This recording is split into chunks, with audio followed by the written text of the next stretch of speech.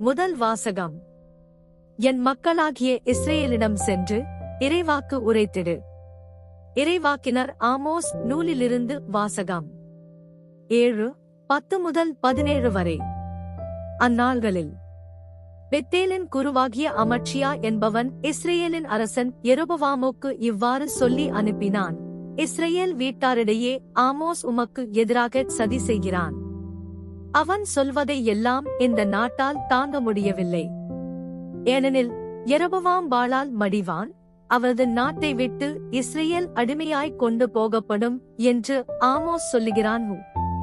பின்பு அமட்சியா ஆமோஸை பார்த்து, காட்சி காண்பவனே, இங்கிருந்து போய்விடு, யூதாவின் நாட்டுக்கு ஓடிவிடு, அங்கே போய் இறைவாக்கு உரைத்து உன் பிழைப்பை தேடிக்கொள். பெத்தேலில் இனி ஒருபோதும் இறைவாக்கு உரைக்காதே, ஏனெனில் இது அரசின் புனித இடம், அரசுக்குரிய இல்லம் என்று சொன்னான். ஆமோஸ் அதற்கு மறுமொழியாக அமட்சியாவை பார்த்து கூறினார், நான் இறைவாக்கினன் இல்லை, இறைவாக்கினர் குழுவில் உறுப்பினனும் இல்லை.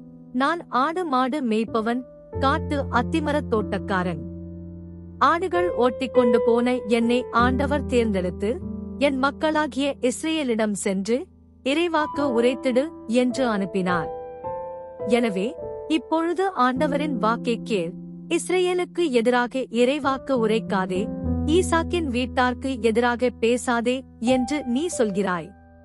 ஆண்டவர் இவ்வாறு கூறுகிறார், உன் மனைவி நகரில் விலைமகளாய் இருப்பாள், உன் புதல்வர் புதல்வியர் வாளால் மடிவர், உன் நிலப்புலம் பங்கு போட்டுக் கொள்ளப்படும், நீயோ புனிதமற்ற நாட்டிலே மாண்டு போவாய்.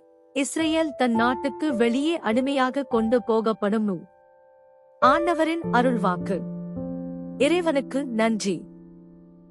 நற்செய்தி வாசகம். மக்கள் கடவுளை போற்றி புகழ்ந்தனர். மத்தேயு எழுதிய தூய நற்செய்தியிலிருந்து வாசகம். 9:1-8 வரை. அக்காலத்தில் இயேசு படகேறி மறுகரைக்குச் சென்று தம் சொந்த நகரை அடைந்தார். அப்பொழுது சிலர் முடக்குவாதமுற்ற ஒருவரைக் கட்டிலில் கிடத்தி அவரிடம் கொண்டு வந்தனர். இயேசு அவர்களுடைய நம்பிக்கையைக் கண்டு முடக்குவாதமுற்றவரிடம், மகனே, துணிவோடிரு, உம் பாவங்கள் மன்னிக்கப்பட்டன என்றார். அப்பொழுது மறைநூல் அறிஞர்கள் சிலர், இவன் கடவுளை பழிக்கிறான் என்று தமக்குள் சொல்லிக் கொண்டனர். அவர்களுடைய சிந்தனைகளை இயேசு அறிந்து அவர்களை நோக்கி, உங்கள் உள்ளங்களில் நீங்கள் தீயென சிந்திப்பதேன்? உன் பாவங்கள் மன்னிக்கப்பட்டன என்பதா, எழுந்து நட என்பதா, எது எளிது? மண்ணுலகில் பாவங்களை மன்னிக்க மானிட மகனுக்கு அதிகாரம் உண்டு என்பதை நீங்கள் அறிந்து கொள்ள வேண்டும் என்றார். எனவே அவர் முடக்குவாதமுற்றவை நோக்கி, நீ எழுந்து உன்னுடைய கட்டிலை தூக்கிக் கொண்டு வீட்டுக்குப் போ என்றார். அவரும் எழுந்து தமது வீட்டுக்குப் போனார். இதைக் கண்ட மக்கள் கூட்டத்தினர் அச்சமுற்றனர். இத்தகைய அதிகாரத்தை மனிதருக்கு அளித்த கடவுளை போற்றிப் புகழ்ந்தனர். ஆண்டவரின் அருள்வாக்கு. கிறிஸ்துவே உமக்கு புகழ்.